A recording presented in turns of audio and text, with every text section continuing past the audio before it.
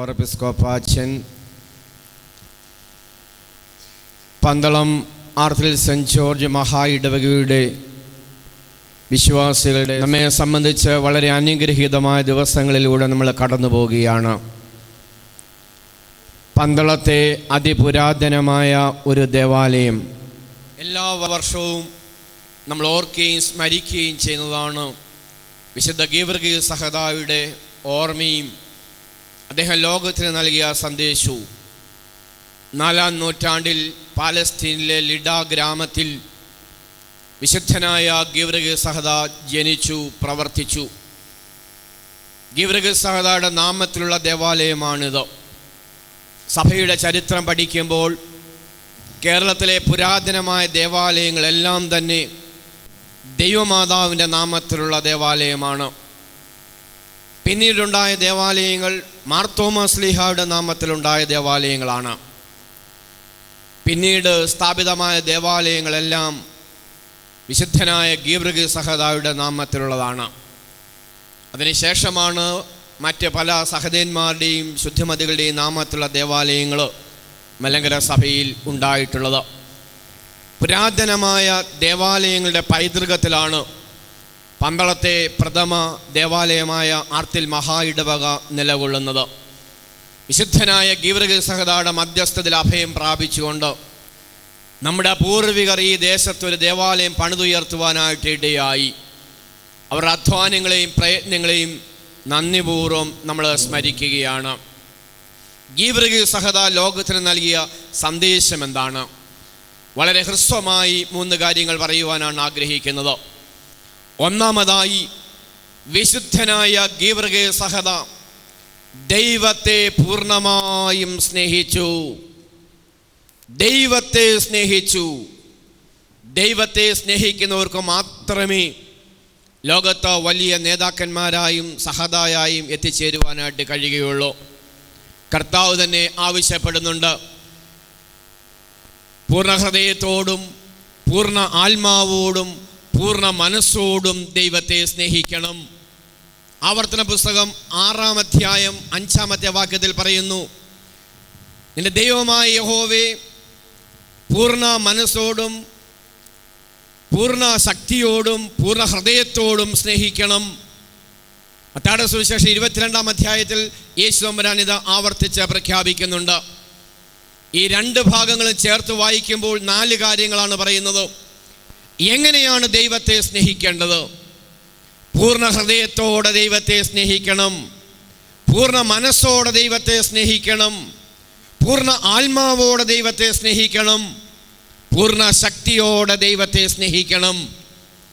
ഓരോ പെരുന്നാൾ ആഘോഷവും നമ്മളോട് ആഹ്വാനം ചെയ്യുന്നത് ദൈവത്തെ സ്നേഹിക്കുക എന്നുള്ളതാണ്.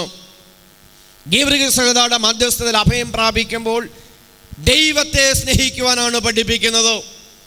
എല്ലാ പരിശുദ്ധന്മാരും ശുദ്ധമതികളും അവർ വിരൽ ചൂണ്ടുന്നത് ദൈവത്തിങ്കിലേക്കാണ്. നിങ്ങൾ ദൈവത്തെ സ്നേഹിക്കണം, പൂർണ്ണ ആത്മാവോടും പൂർണ്ണ ശക്തിയോടും പൂർണ്ണ മനസ്സോടും പൂർണ്ണ ഹൃദയത്തോടും ദൈവത്തെ സ്നേഹിക്കുവാനായിട്ട് കഴിയണം. ഗീവർഗീസ് സഹദാ ദൈവത്തെ സ്നേഹിച്ചു. ദൈവത്തെ സ്നേഹിച്ചതുകൊണ്ടാണ് തൻ്റെ ജീവൻ സമൂഹത്തിന് വേണ്ടി ബലിയർപ്പിക്കുവാനായിട്ട് കഴിയുന്നത്. അനേക പഠനങ്ങൾ ഇന്നുണ്ടാകുന്നുണ്ട്. ഇന്ന് ഞാനും നിങ്ങളും ദൈവത്തെ സ്നേഹിക്കുന്നതിൽ വേണ്ടത്ര ആത്മാർത്ഥത കാണിക്കുന്നില്ല എന്ന് പല പഠനങ്ങളും പറയുന്നുണ്ട്. ലോകത്തെ സ്നേഹിക്കുന്നു, ഭൗതികതയെ സ്നേഹിക്കുന്നു, സുഖലോലുപതയെ സ്നേഹിക്കുന്നു. നമ്മൾ എന്തിനെയാണ് സ്നേഹിക്കുന്നത്? ദൈവത്തെ പൂർണ്ണമായും സ്നേഹിക്കുവാനായിട്ട് കഴിയുന്നുണ്ടോ? ഗീവർഗീസ് സഹദാ ദൈവത്തെ സ്നേഹിച്ചു, പൂർണ്ണമായും ദൈവത്തെ സ്നേഹിച്ചു. ദൈവത്തെ സ്നേഹിച്ചപ്പോൾ സമൂഹത്തെ സ്നേഹിച്ചു. അതുകൊണ്ടാണ് ലിഡ എന്ന ഗ്രാമത്തിൽ ഭീകരമായ ഒരു വസ്തുതയുണ്ടായപ്പോൾ അതിലേക്ക് ഗീവർഗീസ് സഹദാ ഇറങ്ങിത്തിരിച്ചത്. തൻ്റെ ജീവൻ പോലും ബലിയർപ്പിച്ചുകൊണ്ട് ഒരു പൈശാചിക ശക്തിയെ നിഗ്രഹിക്കുവാൻ ഗീവർഗീസ് സഹദാ തയ്യാറായത്. ഈ പെരുന്നാളിൽ പങ്കുചേരുമ്പോൾ നമ്മോട് ചോദിക്കുന്ന ഒന്നാമത്തെ ചോദ്യം ഇതാണ്: വിശുദ്ധനായ ഗീവർഗീസ് സഹദായുടെ മധ്യസ്ഥതയിൽ അഭയം പ്രാപിക്കുമ്പോൾ എൻ്റെ ദൈവത്തെ പൂർണ്ണമായും സ്നേഹിക്കുവാനായിട്ട് എനിക്ക് കഴിയുന്നുണ്ടോ? രണ്ടാമതായി ഗീവർഗീസ് സഹത സഹോദരങ്ങളെ സ്നേഹിച്ചു, സഹോദര വൃന്ദങ്ങളെ സ്നേഹിച്ചു. കർത്താവിൻ്റെ അടുക്കൽ ഒരു ന്യായശാസ്ത്രം എന്ന് ചോദിക്കുന്നുണ്ട്, ന്യായപ്രമാണത്തിലെ ഏറ്റവും വലിയ കൽപ്പന ഏതാണ്? Which is the greatest miracle in the law? ന്യായപ്രമാണത്തിലെ ഏറ്റവും വലിയ കൽപ്പന എന്താണ്? കർത്താവ് അത് സമ്മറൈസ് ചെയ്ത് പറയുകയാണ്, ദൈവത്തെ സ്നേഹിക്കണം, കൂട്ടുകാരനെ നിന്നെ പോലെ സ്നേഹിക്കണം. രണ്ടാമത്തേത് ഒന്നാമത്തേതിനോട് സമം. അദ്ദേഹം വ്യക്തമായിട്ട് പ്രഖ്യാപിക്കുന്നത് ദൈവത്തെ സ്നേഹിക്കണം, കൂട്ടുകാരനെ സ്നേഹിക്കണം. വേദപുസ്തകം പഠിക്കുമ്പോൾ 2-3 വാക്കുകളാണ് ചേർത്ത് പറയുന്നത്. ദൈവത്തെ സ്നേഹിക്കണം, കൂട്ടുകാരനെ സ്നേഹിക്കണം. കൂട്ടുകാരൻ എന്നതിന് സഹോദരൻ എന്ന് പറയുന്നുണ്ട്, അയൽക്കാരൻ എന്ന് പറയുന്നുണ്ട്. ദൈവത്തെ സ്നേഹിക്കുന്നവർ കൂട്ടുകാരനെ സ്നേഹിക്കണം, ദൈവത്തെ സ്നേഹിക്കുന്നവർ അയൽക്കാരനെ സ്നേഹിക്കണം, ദൈവത്തെ സ്നേഹിക്കുന്നവർ സഹോദരനെ സ്നേഹിക്കണം. ഗീവർഗീസ് സഹത ദൈവത്തെ സ്നേഹിച്ചതുകൊണ്ട് ഒരു സമൂഹത്തെ സ്നേഹിച്ചു. യേശുവമ്പുരാനോട് ചോദിക്കുന്നു, ആരാണ് എൻ്റെ അയൽക്കാരൻ? കർത്താവ് നൽകുന്നത് ഒരു കഥയാണ്, നമുക്ക് പരിചിതമായ നല്ല സമരിയാക്കാരൻ്റെ കഥ. അയൽക്കാരൻ ആരാകുന്നു? ആവശ്യത്തിൽ ഉൾപ്പെട്ടിരിക്കുന്നവർ നിന്റെ അയൽക്കാരനായിരിക്കണം. ലിഡ എന്ന ഗ്രാമത്തിൽ ജാതിമത ഭേദമന്യേ എല്ലാ ആളുകളും ഭയന്ന് വിറച്ചിരിക്കുകയാണ്. ഒരു മഹാസർപ്പത്തെ പേടിച്ചിരിക്കുകയാണ്. ആളുകൾ മരിക്കുന്നു, ഭീകരത വർദ്ധിക്കുന്നു. ഗീവർഗീസ് ആ ഗ്രാമത്തിലേക്ക് ഇറങ്ങിച്ചെല്ലുന്നു. അവിടെ ജാതിയില്ല, അവിടെ മതമില്ല, അവിടെ വർഗമില്ല, വ്യത്യാസങ്ങളില്ല. എല്ലാവരും ഈ ഭീകരജീവിയെ പേടിച്ചിരിക്കുകയാണ്. ദൈവത്തെ സ്നേഹിച്ച ഗീവർഗീസ് സഹത സമൂഹത്തിലേക്ക് ഇറങ്ങി ഈ സർപ്പത്തെ നിഗ്രഹിക്കുകയാണ്. ഈ പെരുന്നാൾ ആഘോഷിക്കുമ്പോൾ നമ്മോടുള്ള രണ്ടാമത്തെ ചോദ്യം ഇതാണ്, ദൈവത്തെ സ്നേഹിക്കുന്നു എന്ന് ഞാൻ പറയുന്നെങ്കിലും എനിക്ക് ഈ സമൂഹത്തെ സ്നേഹിക്കുവാൻ കഴിയുന്നുണ്ടോ? സഹോദരനെ സ്നേഹിക്കുവാൻ കഴിയുന്നുണ്ടോ? അയൽക്കാരനെ സ്നേഹിക്കുവാൻ കഴിയുന്നുണ്ടോ?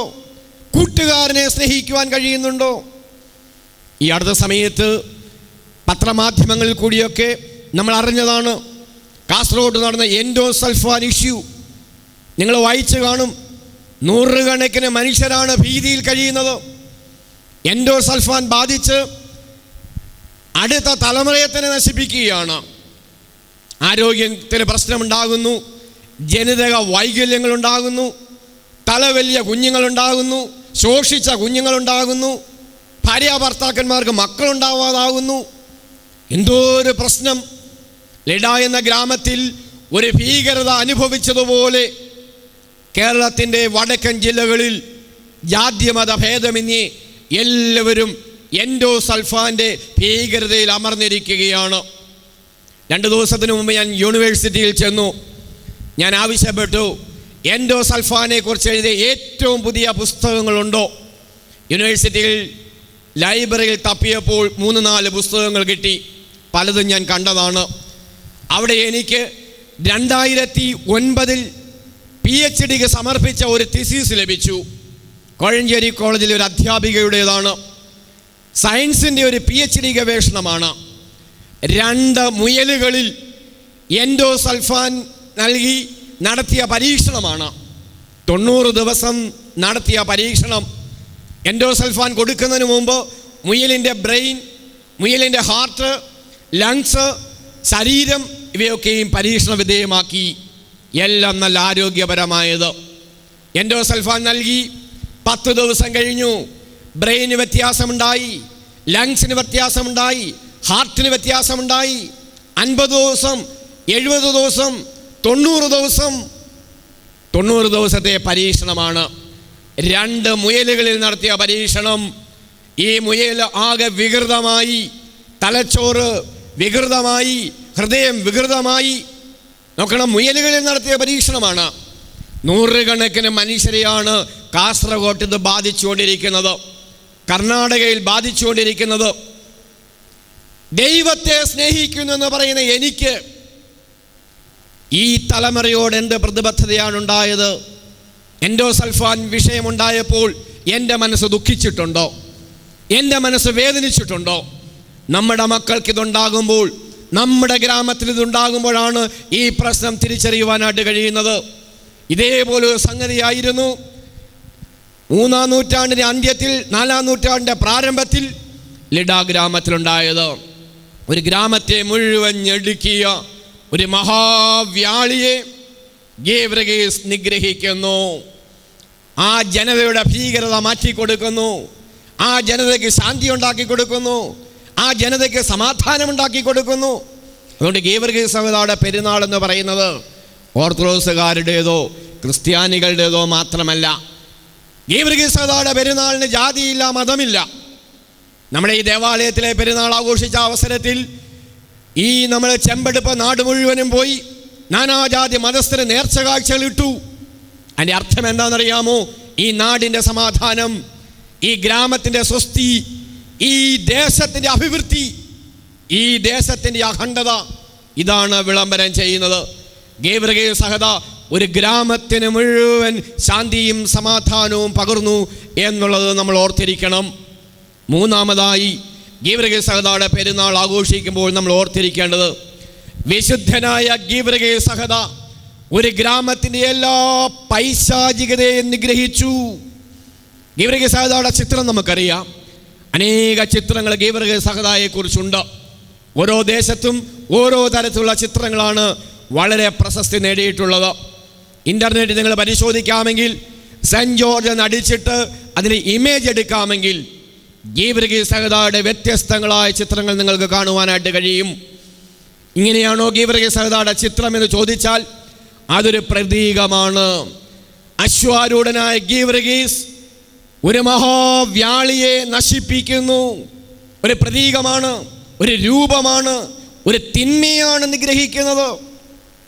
ഈ പെരുന്നാൾ ആഘോഷിക്കുമ്പോൾ നമ്മുടെ ഗ്രാമങ്ങളിലുള്ള തിന്മകൾ നശിപ്പിക്കപ്പെടണം. നമ്മുടെ ജീവിതത്തിലുള്ള പൈശാചികത നിഗ്രഹിക്കപ്പെടണം. അതുകൊണ്ടാണ് നമ്മൾ പ്രാർത്ഥിക്കുന്നത്, ആകൽ കലുസായുടെ വാളിനെ കെടുത്തിയവനായ ഗീവർഗീസേ, ഞങ്ങളിലുള്ള എല്ലാ തിന്മകളെയും നിഗ്രഹിക്കണമേ. നമ്മുടെ ജീവിതത്തിലുള്ള എല്ലാ തിന്മകളും, എല്ലാ അസത്യങ്ങളും, എല്ലാ അനീതികളും, എല്ലാ ജീർണതകളും നിഗ്രഹിക്കപ്പെടുമ്പോഴാണ് ഈ പെരുന്നാൾ അർത്ഥപൂർണമായി തീരുന്നത്. അവിടെയാണ് ജീവിതത്തിൻ്റെ വിശുദ്ധി, അവിടെയാണ് ജീവിതത്തിൻ്റെ താളം, അവിടെയാണ് ജീവിതത്തിൻ്റെ സമഗ്രത. ദൈവത്തെ സ്നേഹിക്കുമ്പോൾ, സമൂഹത്തെ സ്നേഹിക്കുമ്പോൾ നമ്മുടെ ജീവിതത്തിലെ തിന്മകൾ നിഗ്രഹിക്കപ്പെടും. നമ്മുടെ ജീവിതത്തിലെ അനീതിയുടെ ഘടനകൾ ഛേദിക്കപ്പെടും. ഈ പെരുന്നാളിൽ പങ്കുചേരുമ്പോൾ നമ്മുടെ ഗ്രാമത്തിന് സമാധാനം, നമ്മുടെ ഗ്രാമത്തിന് സ്വസ്തി, നമ്മുടെ ഗ്രാമത്തിന് ഐശ്വര്യം, ജാതിമത ഭേദമന്യേ എല്ലാവരുടെയും ഉത്സവമാണ് ഈ പെരുന്നാൾ. ഗീവർഗീസ് സഹോദരയുടെ വലിയ സാന്നിധ്യം, വലിയ സാക്ഷ്യം ഗ്രാമത്തെ മുഴുവനും ഐശ്വര്യവത്താക്കി തീർത്തു. അതുകൊണ്ട് ഈ ദേവാലയത്തിൽ ഗീവർഗീസ് സഹോദരയുടെ നാമത്തിൽ നടക്കുന്ന ഈ പെരുന്നാൾ പന്തളം പ്രദേശത്തിന് മുഴുവനും ഐശ്വര്യവും സമാധാനവും സംപ്രീതിയും വാഴവും ലഭിക്കുമെന്നതിൽ യാതൊരു തർക്കവുമില്ല. പന്തളമർത്തിൽ മഹായിടവകയെ സംബന്ധിച്ച് ഇത് അനുഗ്രഹത്തിൻ്റെ ദിവസങ്ങളാണ്. നമ്മുടെ പൂർവികർ കാട്ടിത്തന്ന വഴികൾ, നമ്മുടെ പൂർവികരുടെ അധ്വാനങ്ങൾ, അവരുടെ പ്രയത്നങ്ങൾ നന്ദിയോടെ നമുക്ക് സ്മരിക്കാം.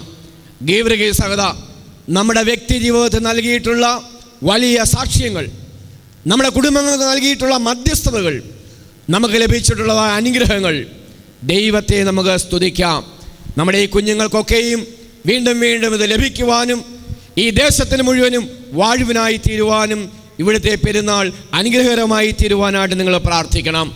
ഇതിൽ പങ്കുചേരുന്ന എല്ലാവരെയും ദൈവസന്നിധിയിൽ സമർപ്പിക്കുകയാണ്. ഗീവർഗീസ് സഹോദരയുടെ ഈ വലിയ മാതൃക നമ്മൾ പിന്തുടരണം. ദൈവത്തെ സ്നേഹിച്ചു, സമൂഹത്തെ സ്നേഹിച്ചു, സമൂഹത്തിൻ്റെ തിന്മകളെ നിഗ്രഹിച്ചു. ഞാനും നിങ്ങളും ദൈവത്തെ മാത്രം സ്നേഹിക്കുവാനാണ് ഇഷ്ടപ്പെടുന്നവർ. ദൈവത്തെ സ്നേഹിക്കുന്നു എന്ന് പറയുമ്പോൾ എൻ്റെ ഉത്തരവാദിത്വം സമൂഹത്തെ സ്നേഹിക്കുവാനായിട്ടുള്ളതാണ്. ദൈവത്തെ സ്നേഹിക്കുന്നു എന്ന് പറയുമ്പോൾ എൻ്റെ ഉത്തരവാദിത്വം സമൂഹത്തെ സ്നേഹിക്കുവാനും എൻ്റെയും സമൂഹത്തിൻ്റെയും ജീർണതകളെ നിഗ്രഹിക്കുവാനുള്ള ഉത്തരവാദിത്വവും അതിൻ്റെ പിന്നിലുണ്ട് എന്ന് മറന്നു പോകരുത്. ഗീവർഗീയ സഹോദരയുടെ സാക്ഷ്യം ഇതാണ്. ഗീവർഗീയ സഹോദരയുടെ ജീവിതം ഇതാണ് നമ്മളെ പഠിപ്പിക്കുന്നത്. നമുക്കെല്ലാവർക്കും ആ പുണ്യപിതാവിൻ്റെ മധ്യസ്ഥതയിൽ അഭയം പ്രാപിക്കാം. ദൈവം തമ്പുരാൻ നമ്മളെ എല്ലാവരെയും വാഴ്ത്തി അനുഗ്രഹിക്കട്ടെ. അനുഗ്രഹത്തിൻ്റെ നീർച്ചാലുകൾ അനശ്യൂതം അനവരതം നമ്മുടെ ഈ ദേശത്തുണ്ടാകട്ടെ. പന്തളത്തെ പുരാതനമായ ദേവാലയം, മലങ്കര ഓർത്തഡോക്സ് സഭയിലെ പ്രഥമ പ്രഖ്യാപിത മഹാ ഇടവകയായ നമ്മുടെ ദേവാലയം കൂടുതൽ സാക്ഷ്യം കൊണ്ട് നിറയുവാൻ ദൈവം തമ്പുരാൻ സംഗതിയാക്കട്ടെ എന്ന് പ്രാർത്ഥിച്ച് പെരുന്നാളിൻ്റെ എല്ലാ മംഗളങ്ങളും ഞാൻ വിനയപൂർവ്വം സമർപ്പിക്കുകയാണ്. ദൈവം നമ്മെ അനുഗ്രഹിക്കട്ടെ.